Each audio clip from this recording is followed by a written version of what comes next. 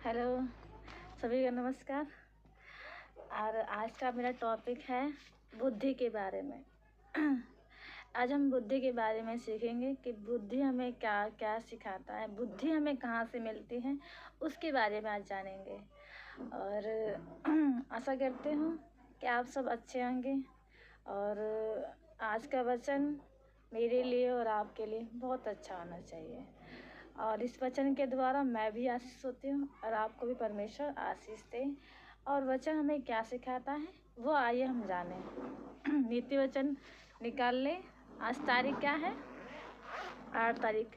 तो अब आज हम 8 तारीख है तो 8वां नीति वचन अध्याय 8। आज 8 पढ़ते हैं कि परमेश्वर हमें क्या बताना चाहता है इन वचनों के द्वारा।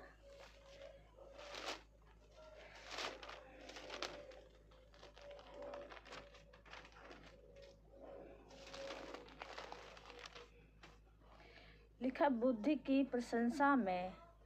हेडलाइन है बुद्धि की प्रशंसा में।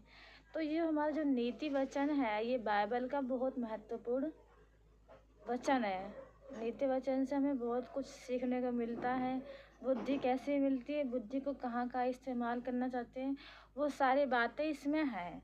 अब बाकी समझदारी आपकी कहाँ है, कैसी है, वो सारी बातें आपके अंदर होना चाहिए। आइए हम नीति वचन पढ़ते हैं। अध्याय 8 में क्या लिखा गया है?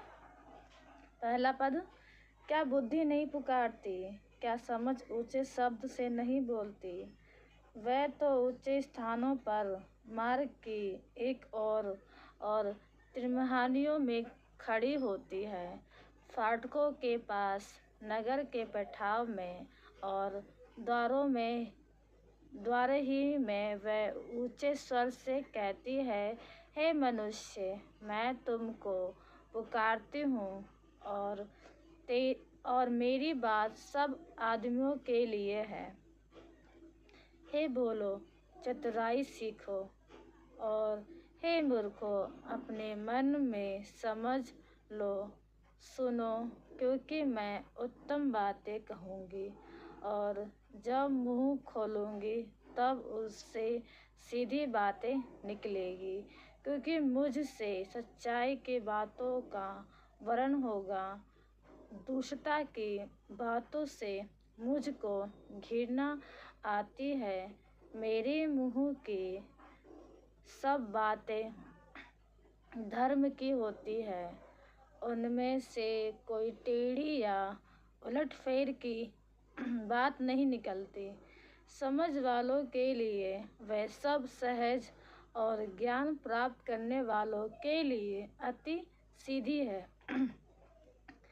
चांदी नहीं, मेरी शिक्षा ही को लो, और उत्तम कुंदन से बढ़कर ज्ञान को ग्रहण करो, क्योंकि बुद्धि मूंगे से भी अच्छी है और सारे मनभावनी वस्तुओं में कोई भी उसके तुल्य नहीं। मैं जो बुद्धि हूँ, चतुराई में वास करती हूँ और ज्ञान और विवेक को प्राप्त करती हूँ। यहोवा का भय मानना बुराई से बैर रखना है। सच में 13वां पद बहुत सोचने वाली बात है कि परमेश्वर ने क्या कहा है कि यहोवा का भय मानना बुराई से बैर रखना है। जब हम यहोवा का भय मानते हैं तो क्या करते हैं? बुराई से बैर रखते हैं। क्यों?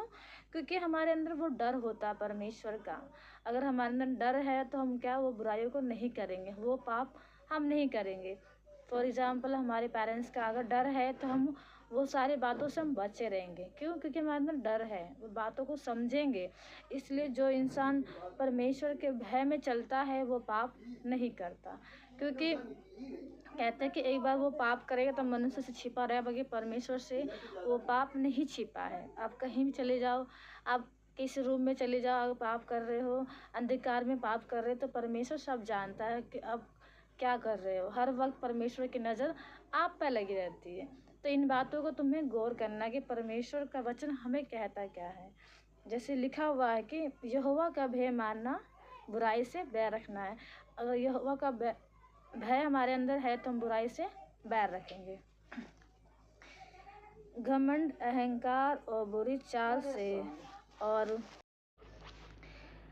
घमंड अहंकार और बुरी चाल से और उलटफेर की बात से भी मैं बैर रखती हूँ।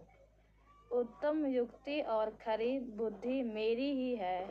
मैं तो समझ हूँ और पराक्रम भी मेरा है।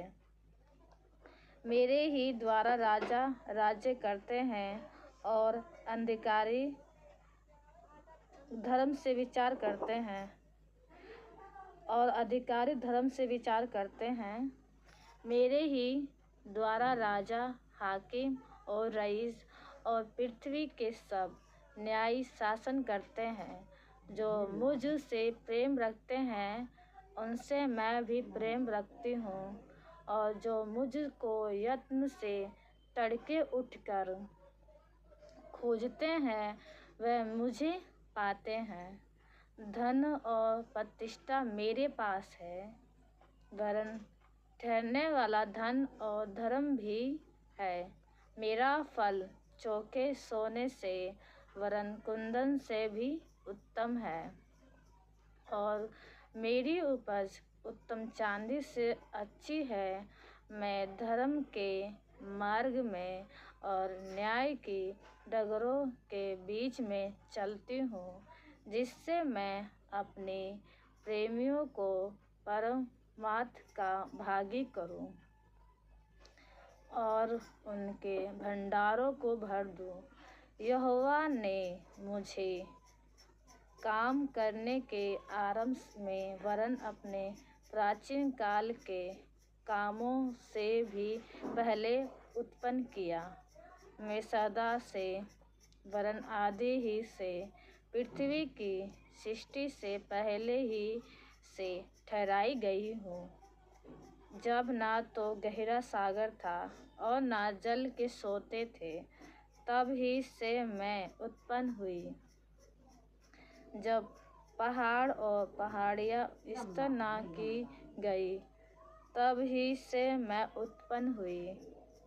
जब यहोवा ने ना तो पृथ्वी और ना मैदान, ना जगत की धूलि के परमाणु बनाए थे, इनसे पहले मैं उत्पन्न हुई। जब उसने आकाश और आकाश को स्थिर किया, तब मैं वहाँ थी। जब